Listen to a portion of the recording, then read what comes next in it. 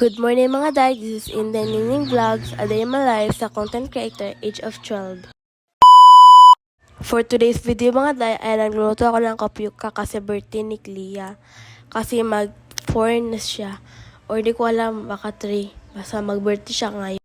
So pagkatapos ko maglagay guys, hinahalo ko na siya. Ganun talaga ako magluto guys. Bago ako maglagay sa kalan, inuuna ko muna lagyan ng tubig yung lagyan na, at tapos nilalagay ko na yung kapyuka, tapos hinalo ko na siya. Ganun ako magluto ng kapyuka guys. So nalagay ko na siya sa kalan. Hinahalo ko pa rin siya guys para siya maging jelly. So guys, ito po yung ginagamit ko. Nisty cream at gatas na dilata, yung ginagamit ko sa kapyuka.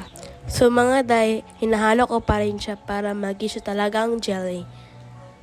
So yan, pagkatapos ko luto yan guys, kukunin ko na yung lagyan na ng kapyuka, tapos ilagay ko na sa container.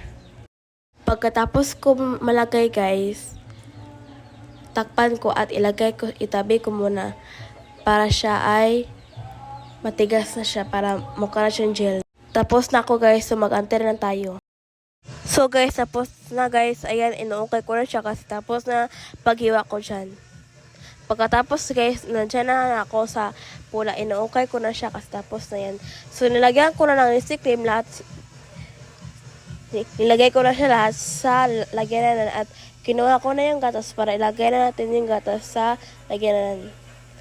Ganun ko rin nilagay guys yung gatas at nisty cream. Kulang pa yan guys, pero yun lang ginawa ko. Ginaganyan ko paglagay guys.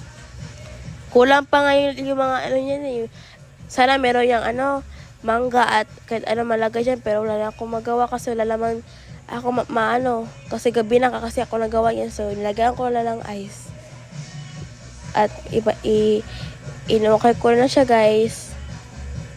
Konti lang yung nilagay ko yan guys. Nisty cream at jelly at gatas na dilata. Inukay ko na lang. So tapos na yan guys. Nagkuha na ako para kay mama, para mabigay ko lang kay mama. So guys, thank you for watching. Bye bye. Have a nice day.